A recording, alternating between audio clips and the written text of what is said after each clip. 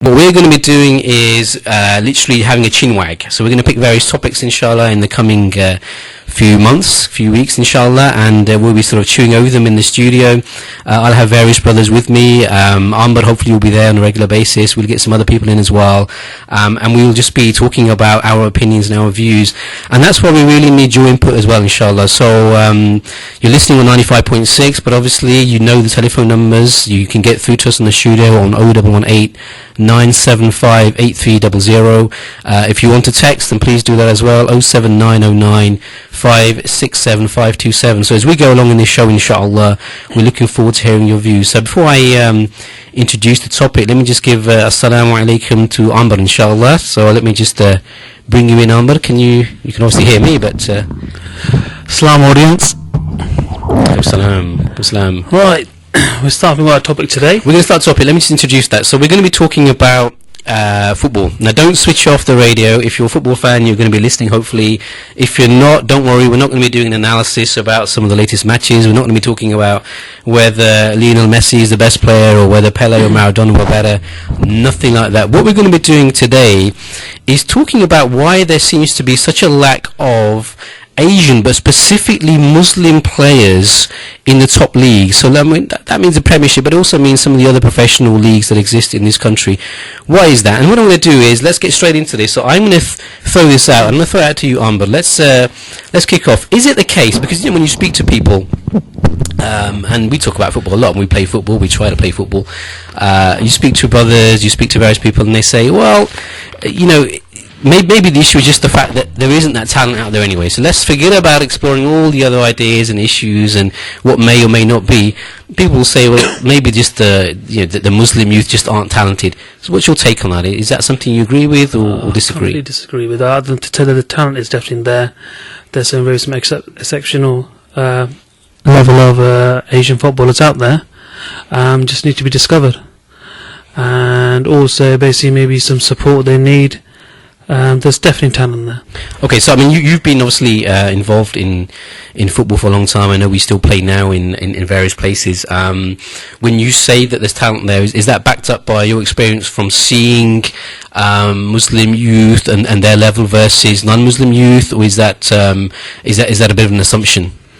It comes from more experience. I had 20 years of football playing, managing, as well from local teams. To children's teams. I think experience is definitely, and it's not my assumption. I do believe there's a lot of talented youngsters out there. Yeah. Okay. So we need to just find them, encourage them. Okay. Jazakallah. Now, to be honest with you, I go along with that as well. I mean, I pretended to play football for a long time, and not quite at the age now. My legs help out. The mind is willing, not the body, that kind of situation. But I go along with that because of my experience as well. I mean, we've talked about this before, Amber, but when you look at college, university, you look at school and so forth, and you compare the talent levels, there is no particular reason to assume that the Muslim youth are any less talented. In fact, to be honest with you, when I look at them technically, a lot of the Muslim youth, whether it's Pakistani, Bengali, different ethnicities, they're actually, in some respects, are actually very, very good. They may be better than some of their peers. So, okay, so we can put that excuse to bed. But the second one I'm going to throw you away is this: is it just the case that we're being impatient? And the reason I say that is because when you look at other sports, the obvious one is cricket. Okay, so maybe, let's say 15, 20 years ago, we were growing up, you had obviously a lot of Muslim youth playing cricket in this country, specifically from the Asian subcontinent. And one of the issues then was, we didn't have any local homegrown Muslim youth breaking into national teams, or let's forget the national, let's say the Premiership equivalent, so the county standard exists in this country. And now if you look, you find various names, various people that have made it through. So over the last few years, people are, I guess, Avais Shah, Nasser Hussain, I'm not sure, but we can include him here anyway, Aftab Habib, etc. So is it the case that maybe we just need to be patient and it will just happen anyway? What are your thoughts on that? Right. I don't think it's about patience. I've been in football, like I said, 20 years. I think my time was a different time 20 years ago. I think that was a bit of a new challenge then, where a lot of Asian boys especially were cast as cricketers and actually footballers. And football came second nature to them in the last 10 years. there's a lot of gifted youngsters out there who can play football, are technically very, very good. But it's not a case of being patient now. I think it's just needing the support, the necessary support from their families, maybe from their coaches as well, maybe from their peers, and say, look, you are good enough, you can do it. And I think it's a confidence booster is the most important thing, is trying to give them the confidence. And I think it's, if you get the confidence in you, you can do anything you want. But I think it's also other probably certain aspects which you probably need to take into account as well, which are why they're being held back.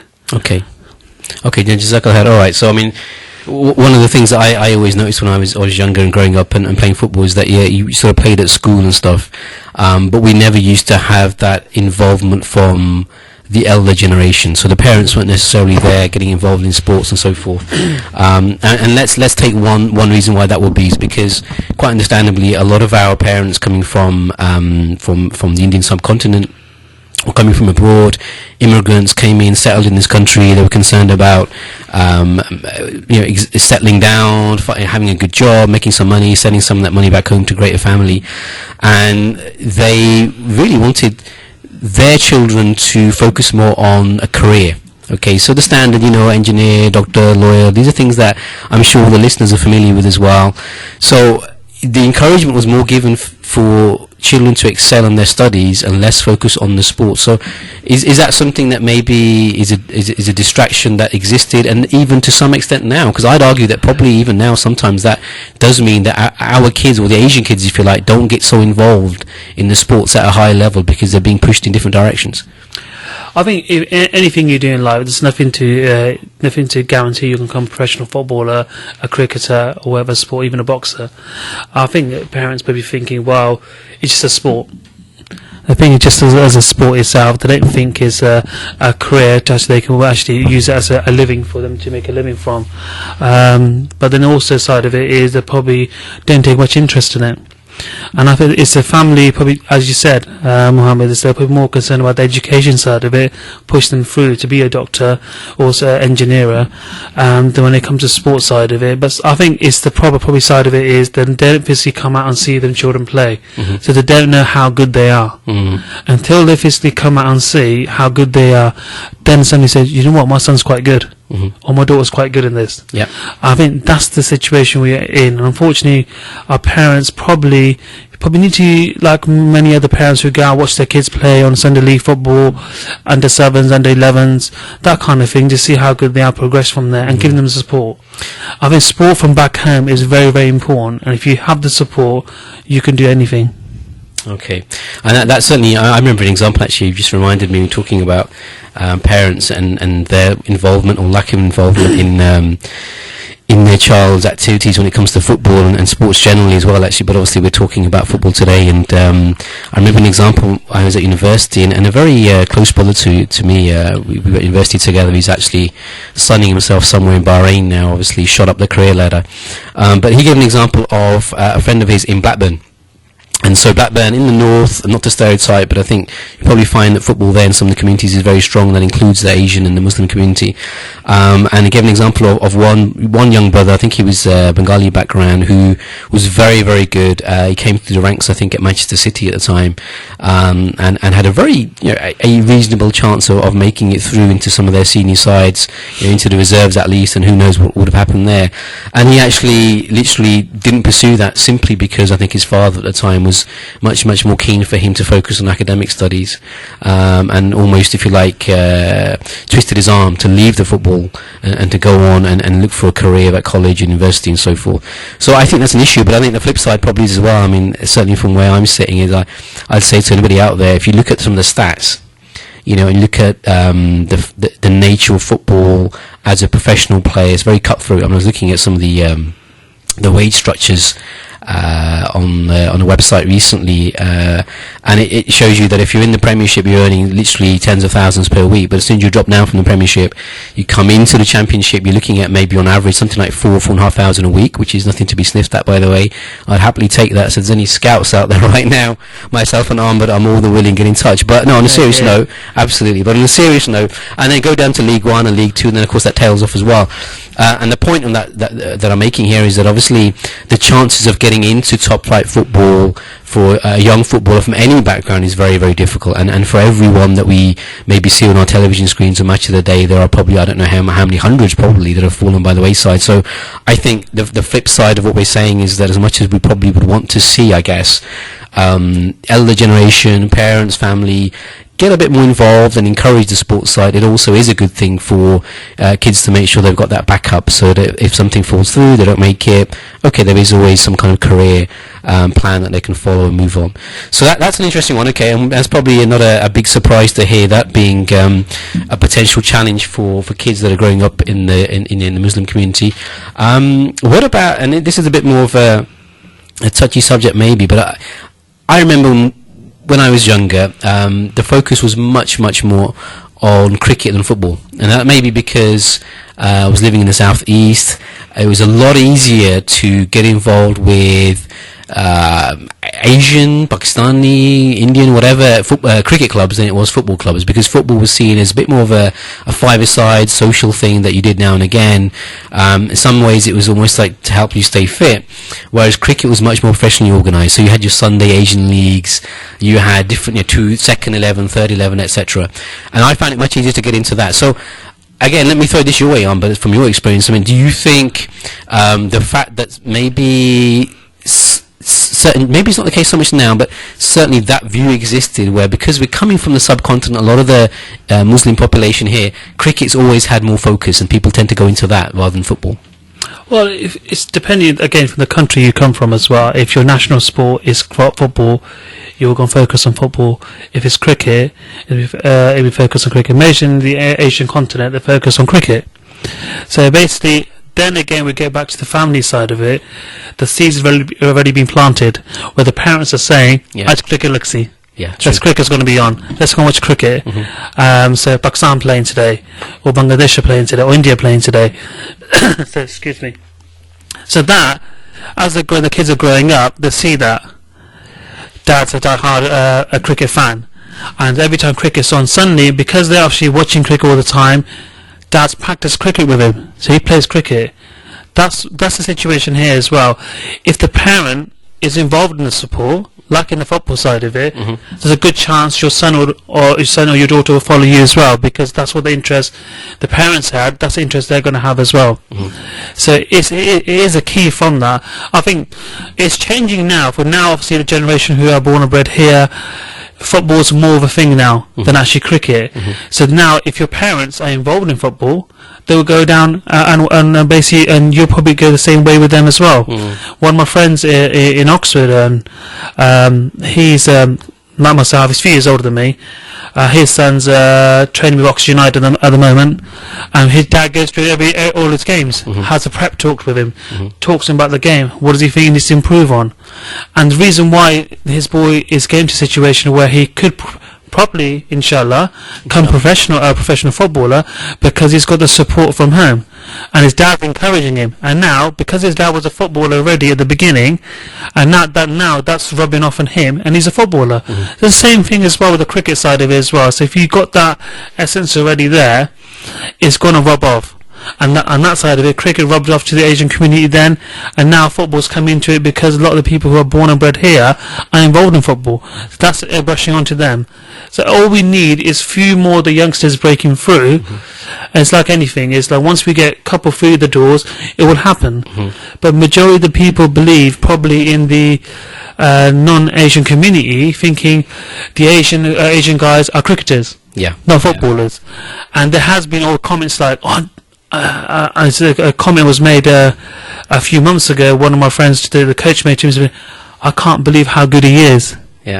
I didn't realise Asia can play football. And he didn't mean it in a nasty way, because the consumption was already there, because it already built up, because he'd never seen how the people, because he's got the support of his family there, and basically encourage them to do it, and they can do it. There's no doubt there's a lot of gifted players out there, and I think as a community, probably we need to give a support to the younger generation if they're doing something like that, because it's a good thing. There's nothing bad about it. Yeah, no, I agree. I think what it is probably, it's not, I mean, even when we're talking here and we're chatting away and having a chinwag about, some of the issues, and we're talking about, maybe the elder generation, or at least those that themselves that came, they kind of grew up and they got involved in some sports, don't take an interest. I suppose they do take an interest, but I think part of the problem is that they tend to focus more on the cricket than the football. And I agree with you.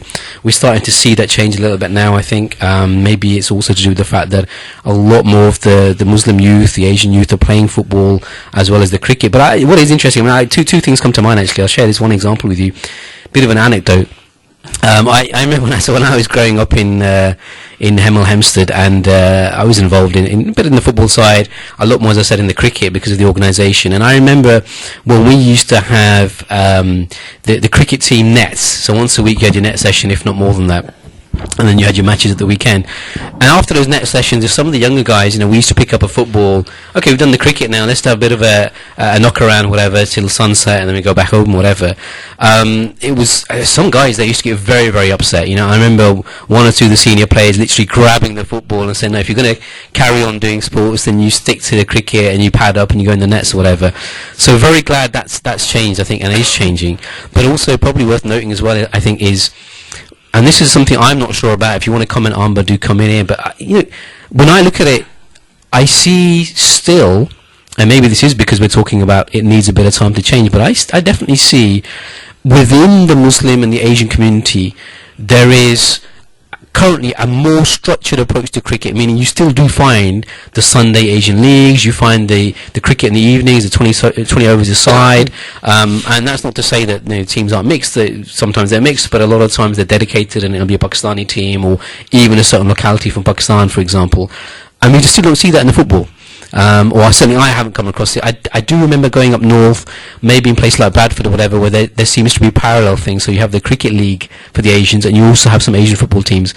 I don't know what you think, Yard, whether you've come across that, whether you think there is catching up, or whether maybe it just depends where you are.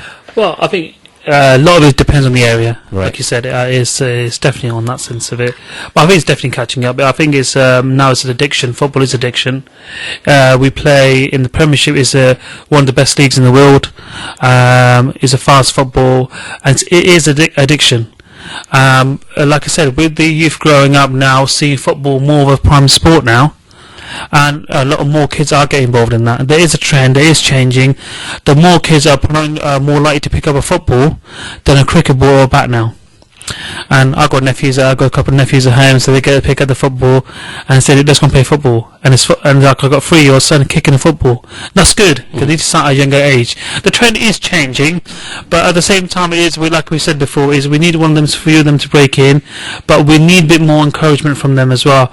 I think. Maybe having it's a difficult one, because if you can have a football team which is a mixed football team, or you can have just one Asian in there and the rest will be a non-Asian, it's always difficult. And I think you need to have that self-belief in yourself as well, so you can do it.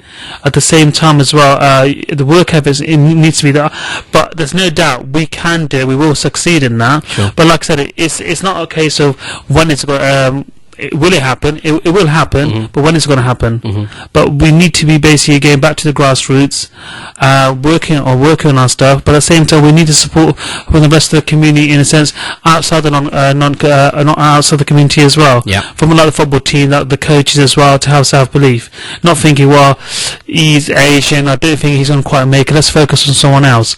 And I think it can be a bit of other implication being played in there as well. But if we could overcome these, but we need more people get involved in this. Yep. The more they see people, Asian community get involved in football, then it doesn't come as a surprise with Asians playing football. Yeah. I think if you come to if it comes a bigger group, then suddenly this will adapt, it will change. And if you look in general wise, majority of the football teams owned are from Asian background. Asian background as chairman. So Kettering Town, we've got a Pakistani brother. He's a doctor. He's a chairman there. Obviously, we've got a few chairmans across the globe on actually Muslim descent, whether they're Arabs and vice versa. It is changing. I think it's coming.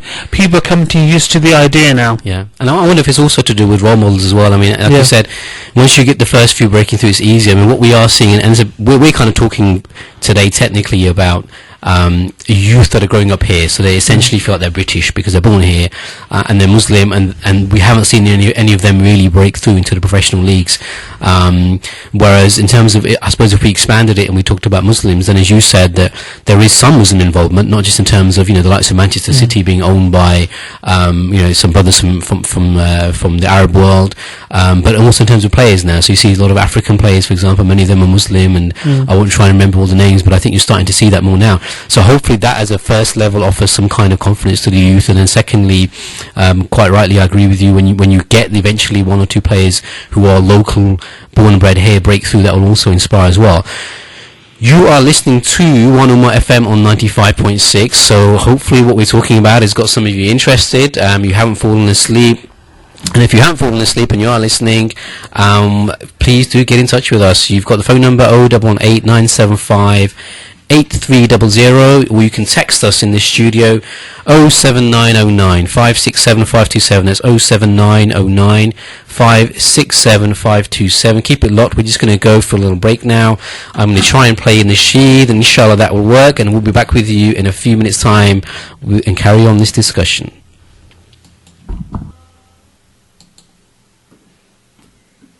Assalamu alaikum wa rahmatullahi wa barakatuh. You are listening to the Armchair Punditz, going out to you on 95.6 One Ummah FM. And we are talking about, it's not a controversial subject by any means, we're talking about something which is probably the opposite of controversial, but it is interesting, especially if you are sports minded, and more specifically if you enjoy football. We are looking at today, we're trying to explore some of the reasons why there isn't really representation from the Muslim youth in some of the professional leagues, football leagues in this country, and we've had a good old chinwag about that so far. We've covered off various reasons, so let's carry on that discussion. And what I want to do is we've talked about some of the reasons but I wanted to ask you, based on your experience, to do with organisational challenges. Okay, so we're looking at things like, we've discussed whether elders are encouraging or not. We've talked about whether enough kids are playing it, whether there actually is talent in the Muslim youth or not for, when it comes to football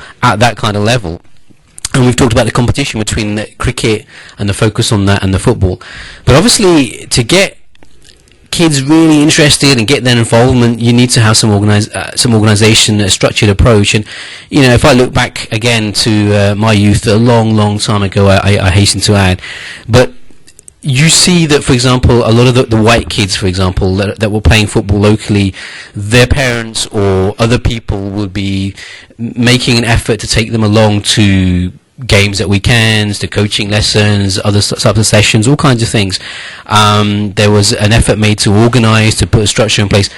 I don't know that we have that. So what would you say? I mean, you've been involved before, so what are the pros and cons? Does it happen, and is it any different between the white and the non-white community, and specifically the Muslims? Well, it plays a big part.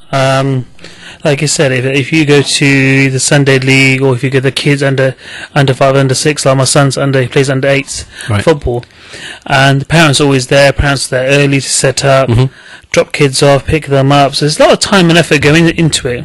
Maybe you could say we don't like get our hands dirty, or maybe we take the easiest option. You go, I'll pick you up, sort of thing. Yeah. Which is always the easy option to do. Unfortunately, it does happen a lot with the Asian community. But I think it's a whole package. And if you look at cricketers, well, like myself, I was running a football team for about 11 years. It's hard work. Organising a football club, organising fixtures, making sure you've got enough players on the day, training sessions or vice versa, financial side of it. There's a lot of things that gets involved that people don't actually physically see on that football side of it. It's not always about just kicking the football. It's about the organising side of it. If we don't organise it properly, we're not going to have a proper game.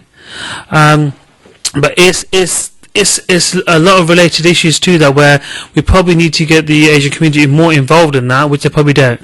Right. But it's changing now. There is a younger Asian football team in Reading. Yeah, I believe is an under 10s or under 8s team, which has been organised now. I'm not sure quite with the name side of it, but like there's a local team here, which it does help. The only thing I would say is we need to probably just be a bit wary of just not isolating just to Asian football, because I know we need to get them mixed used to other players as well, because if they want to break through, come professional, they need to be able to play with different level of players and different communities. It is an important factor, but like organisation side of it, I know Zesh Rahman from Bradford City, he's has opened a school for the football for the Asian young boys in his area. So alhamdulillah, he's a local lad. So he has broken through, and he was a captain for a short time. I'm not 100% sure what he's doing exactly now, but like he was organising a foundation for the Asian youth in that area, or nationwide. But like people like Zesh Rahman are doing their bit to playing for the community, and we need people more like him to get involved in these kinds of activities, where we can go back to grassroots and get properly involved and fundamentally involved in this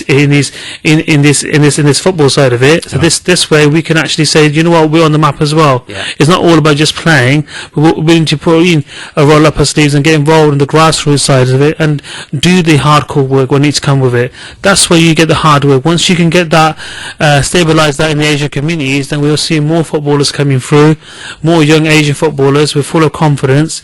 But like until we physically start doing them ourselves, I think we will be slightly behind it. Yeah, I think, and another interesting point on that, I guess, is it's two to tango type thing, isn't it? So it's one is the fact that you're trying to do some of the organisation and get some of the kids involved at various ages, through to the teens and beyond that. And as you said from your experience, actually it's quite difficult, and there seems to be a bit of a divide. And this is going to sound very stereotypical, but believe me, I think if you're listening in, you know all about this as well.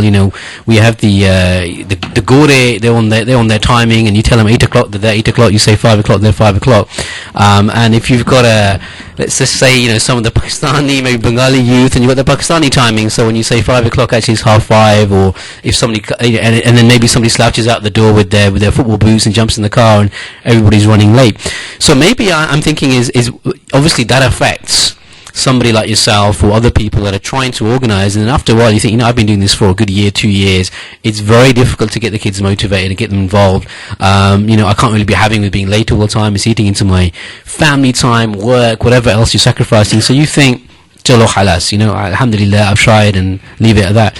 And so maybe it needs, as I said, two to tango. Maybe it needs some of that, the mental side from some of the players. I mean, I know some of them are very young, so that's fine, but certainly when they're getting into the teens, you'd want them to have more of a professional outlook. And obviously as Muslims anyway, something like punctuality should be a given, right? I mean, we should be setting the example in our communities on these kind of basic akhlaq and things like that. And we obviously are lacking this. Well, certainly I can speak about my experience.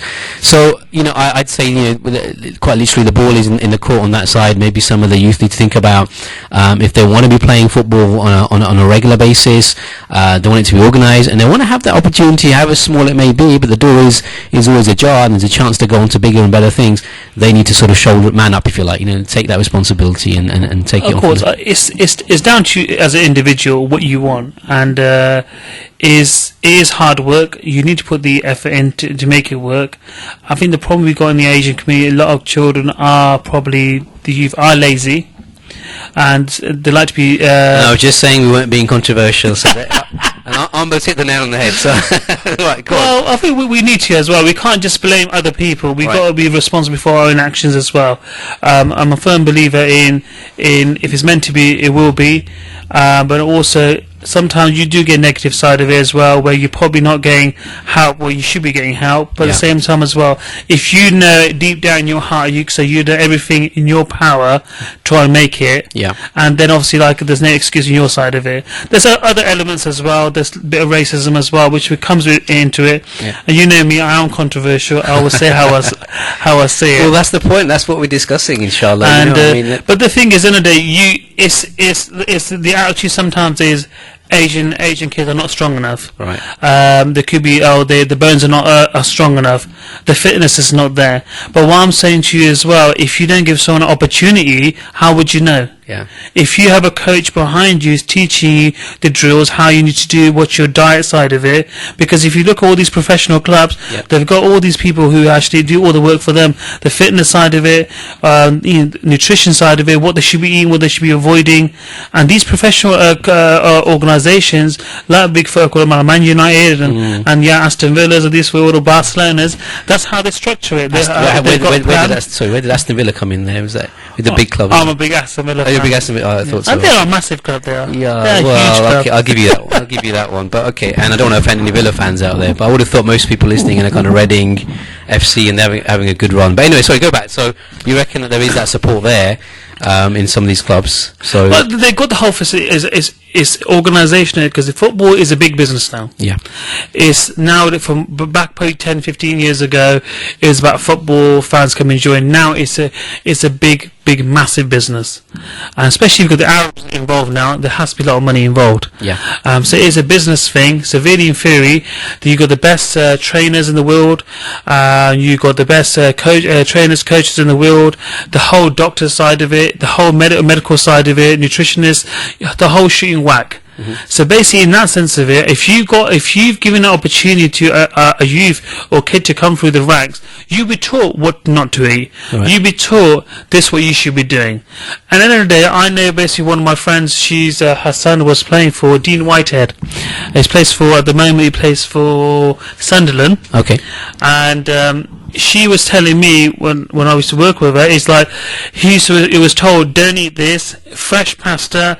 And he was told, and they should monitor what he was eating. Let's check his weight levels and everything. So what I'm trying to say is, it's not just for the Asian side of it; it's everybody. yeah. But at the same time, until you've been taught what to do, what not to eat, what to say, you won't know. Well, I hope they're not saying you can't have a bit of roti and the occasional doner kebab. Oh, Most of our kids are not doner going to know about. doner kebab. That's what you got to have inside of it. Roti is Roti, yeah, you got to have roti, isn't it? I think most of the youth are going to say if we can't have roti's that. not a problem. Roti's not a problem. You got to eat roti in a sensible way. Ajah. It's like anything. If you're an athlete, you could ask basically Amir Khan, the boxer as well. He's got a proper diet. He has his roti. I'm sure he goes to Mumtaz in Bradford City in Bradford to have his curry, and I'm sure he's been to other places as well. Yeah. Curry, you can't run away with that. It's the nation's number one food, Sure. and the reason behind that. Ajah. But it's roti side of it's not. If you're an athlete, you eat moderate portions. Yeah. And you eat the right timing as well. It's like anything. So I don't think it's a food side of it. When people turn around and say the Asian boys are not good enough, they're not strong enough. Well, look at the cricketers. Look at the Pakistan hockey team in their time as well. Yeah. So basically, that's just a load of nonsense in that sense of it. What you would look at is how you want to change. If you're an athlete, you automatically would change, and you eat the necessary right foods as well.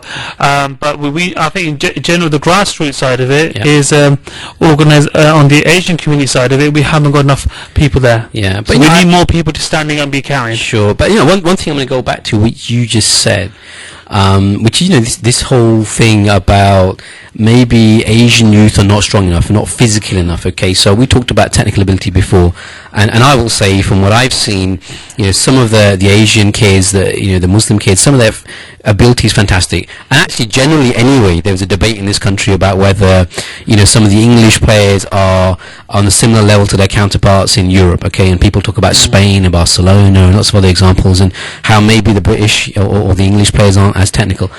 As far as I'm concerned, the Asians very, very good. But on the physical side of it, I agree with what you're saying. But I would say definitely I've seen a situation where maybe one is to do with the physicality. I mean, the size, and not everyone's a Palwan, not everyone's massive and strong, and not going to be centre back. But you still find the Asian youth sometimes they don't give that impression of being particularly strong. And secondly, I reckon a lot of the Gora coaches, English coaches, look on the sidelines, see a young Asian kid, and because of this, it's not a very continental type thinking, whereas in the continent, you would look at the skill level first, right?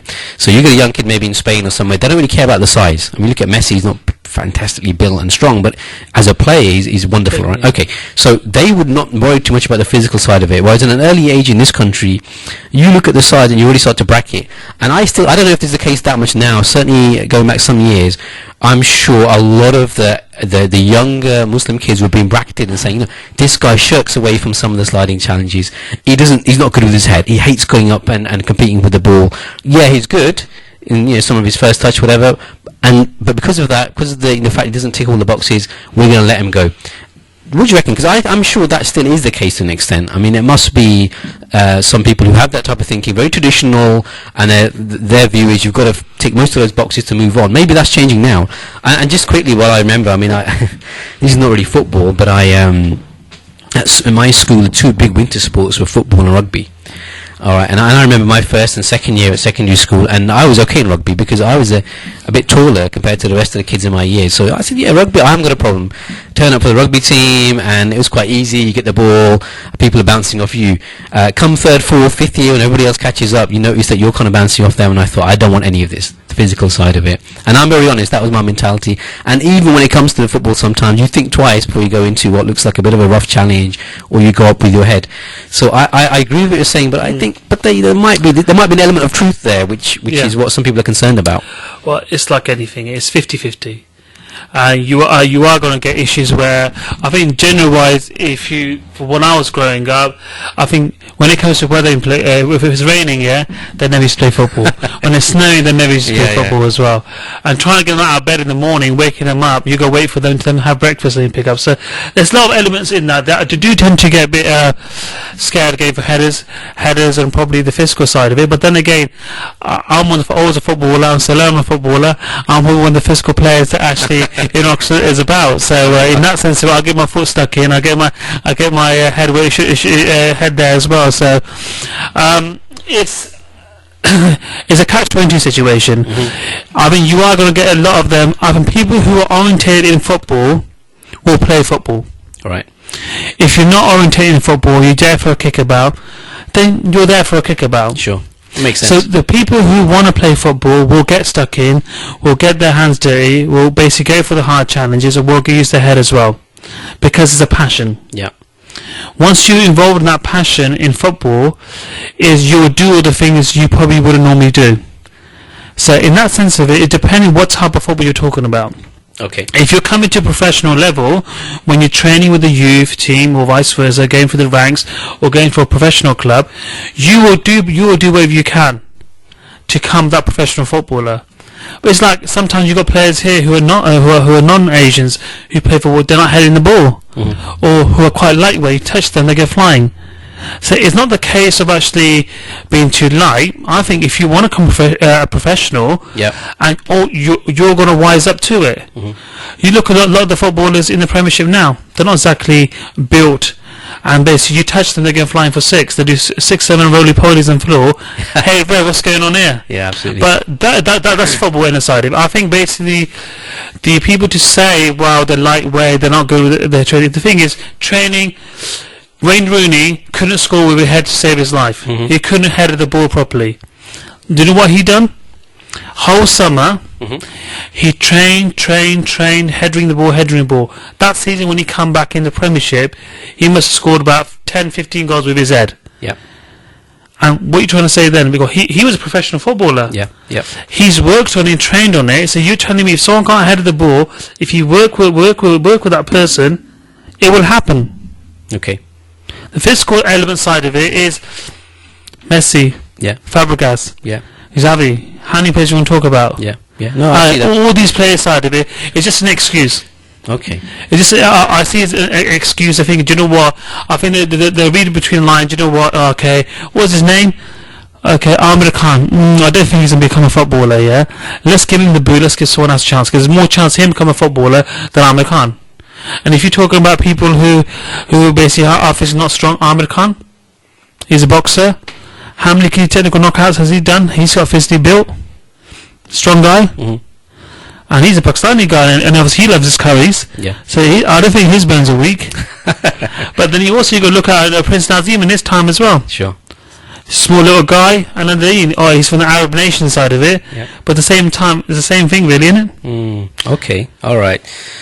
You are listening to the Armchair Punditz on 95.6 FM, 1ummahfm.co.uk on the website. We're talking about lack of Muslim youth playing football in the top flight.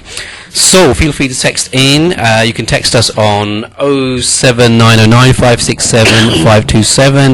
If you want to call into the studio, 0118 975 8300. This is going to be last chance pretty much, because I think we're going to wrap up in the next 5-10 minutes. But before we wrap up, I do have one or two last things that I wanted to talk about, and these are maybe a little bit more, I'm not sure what the word is, I want to say serious, maybe a bit more sobering in some respect. And again, if you're listening in and you've got any experience with football, whether it's yourself, whether it's the kids, you may have come across this. And I'm going to throw this one out, and again, Amber, me and you can talk about this and chew over it. But one thing you hear very commonly from people is this I won't say the race card, but people will say, look, there is some discrimination. Okay, you talked about the issue of Muslim kids being put in that bracket. Okay, they're not physical enough. That's kind of discrimination. But you can go up the next step and say, okay, there is some element of racism. All right, and obviously, officially it's never going to be acknowledged. And in football terms, anyway, you have all kind of campaigns that talk about kick racism out of football, and that's on a much higher level. But when you get down to the level we're talking about, kids very young, starting out playing football, kids playing locally before they get recognised and moving on to bigger and better things, I think you will find, and you hear it sometimes, and we hear it when we talk about some of the Muslim youth from where we're from, and they'll say, even if there isn't this kind of direct racism, there's an undercurrent there, because people will say certain things. There's like a lads atmosphere in the changing room during the game. Maybe when we play Sunday League football, we come up against teams and there'll be the odd level of racism there, and nobody there is going to be policing that. Muslim youth, I would say some of them probably feel a little bit uncomfortable, isn't it? I mean, you think about it, Yard. I mean, from our point of view, we've got a different way of looking at things, different reference point, mindset. You look at somebody who says, okay, he's skilled and he wants to move on and play for a local club, but he's also thinking about Salah, or it's Ramzan time, and that could, Ramzan, obviously, the month of Ramadan changes throughout the year, and it could be the football season when it comes to winter, and he's got to take a month out, or does he play, or does anybody even care about some of these concerns that they have?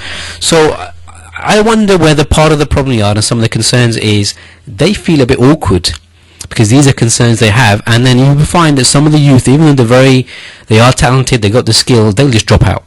They'll think, forget this, I'll play football on a social level, I'll play with some of my friends, some of the mates, in the park, weekends, maybe even, even though I think it's fledgling, but play with an Asian team, because there are some of them around, and they won't really look to fulfill their potential. Well, what do you think? Is that a valid concern, valid point? There's different types of racism you can get involved in. There's the direct racism and there's hidden racism. I think nowadays, probably 20, 30 years ago, everything used to be direct in your face. You were called what you were called in your face. Now it's all done behind your back in a such way, but you're not sure if it's racism or not racism, which can be worse as well. I think the football side of it, but the coach's side of it is not direct. It's more a situation where it's hidden, where they use other excuses to come across. It's like anything. If you've been, obviously football was, came from the UK in England, it's formed here. They like to be the best at everything. And when you see other people come into the circle side of it, they find it, hold on a second, someone else is trying to take over. And I think that's a situation as well. They're probably thinking, well, Asian guys are coming in, they want to play football now. Eventually they will come good. And they'll be overcoming our players in the team, sort of thing. You look at the national team, if you look at the teams playing for nationwide now, for Arsenal and everything else, there's not many English players. Right. A lot of them are international players, world-class players. So there isn't really a chance to actually rejuvenate the grassroots players for the English team. So really, in theory, England should be up there. So they should be in every World Cup final. Yeah. In that sense of it, because of the layout they got, because they haven't got that, I think it's been threatened. It's a threat, and it's also just blatant racism. Right. They're thinking, well, this, and they're making a prejudgment before they even actually seen someone. Yeah. But hidden racism is a dangerous thing, and if you see hidden racism, how it works, it's like a seed. Once you plant the seed there, and you start saying stuff to someone in different ways, and suddenly it'll play in that person's mind. Sure. You come paranoid, thinking, you know what, these people are talking about it, but they're not saying to you directly. But they come out, well, we like you, but we don't like the others, and things like that. And I think it is a dangerous factor, and it's not just for the Asian side of it. I think just for anybody who, if you're in the black community or the Asian community or in the Arab, whatever community you're in, sure, it affects everybody. And obviously, especially in the last few months, where racial has come a big element. Yeah.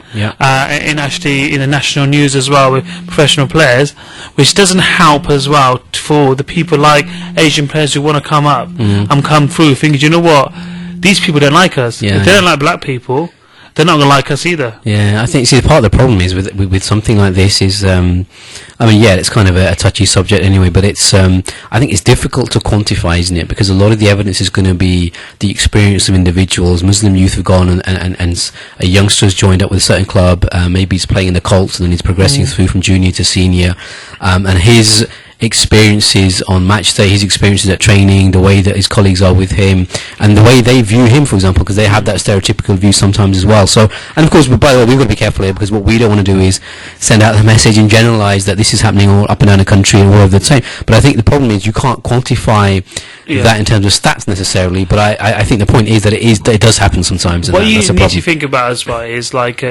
the parents of an Asian footballer needs to be there. Right. So that's their guard, their protector. So basically, if you look a Caucasian person who comes involved in football, the parents are there, father's there, or the mother's there. They got backbone support. When it comes to an Asian footballer, normally he goes on his own. Yep. Or he might come with a few mates. And if he comes with a few mates and stuff, they think, you know what, the parents are really wanting to play anyway. Let's use this as an excuse. Let's brush him off. The thing is, if that was the other way around, and if it was a Caucasian person, they say, hold on, why is my son not in the team? Why are you giving him the boot? So then they need to justify it to him. Yeah. So what they would do, they would look for the easiest option there with a guy who's got no support. Yeah. And if you say to him, well, I'm good at this, I'm good at that, and obviously he'll play the card, well, you're not good at this, unfortunately I've got to let some people go, and vice versa, we're cutting back, and you're going to be one of them. Yep. So it's important, it's a very, very important factor. The parents do get involved, are fully behind their children, and obviously, and if they need that support, it's like my son, he goes to the football side of it. I always speak to the coach. How's he getting on? What's he doing? What does he need to improve on? And we've always had a conversation. And when he sees me, and he acknowledges me, and he knows I'm there. Yeah.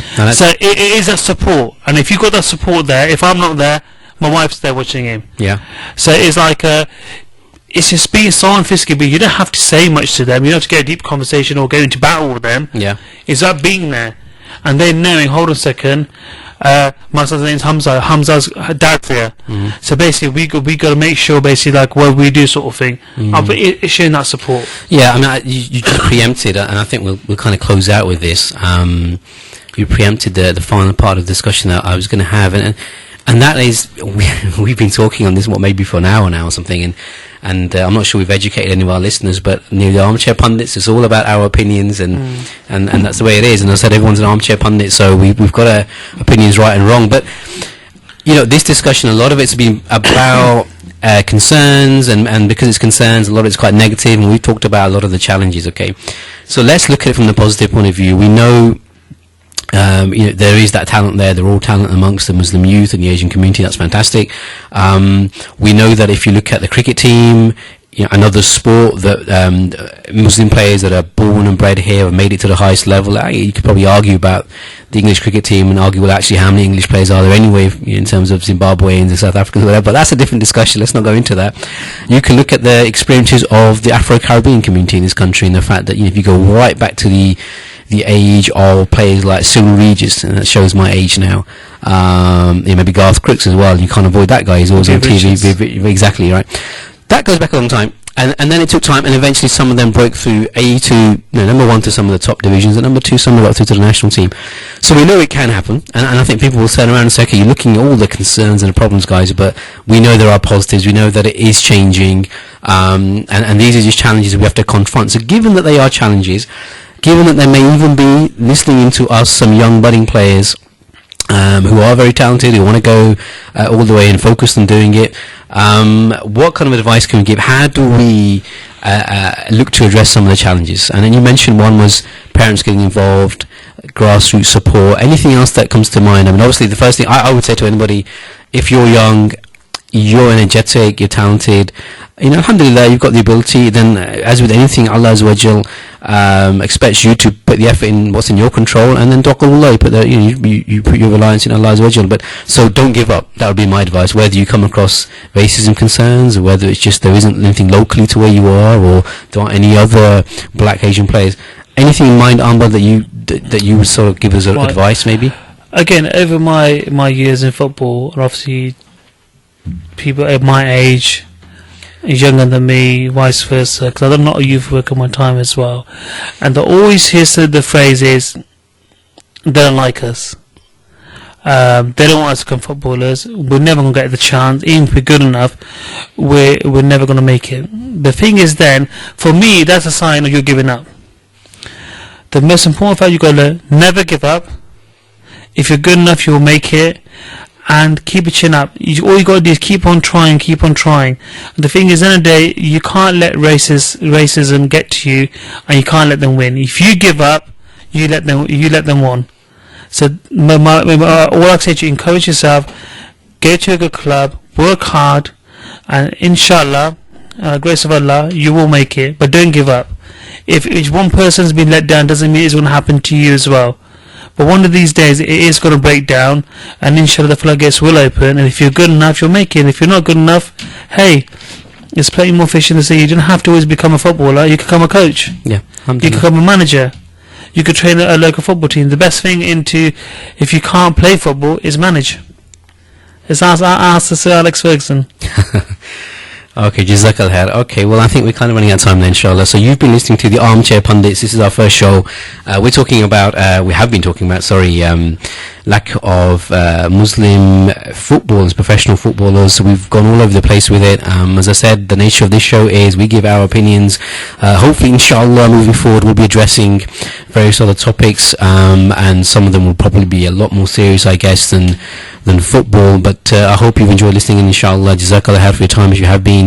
I hope we haven't sent you to sleep either. And inshallah, on that note, we look forward to catching up with you soon. Keep it locked on 1 FM 95.6. And from me and from Amber, inshallah, for today, assalamu alaikum wa rahmatullahi wa barakatuhu.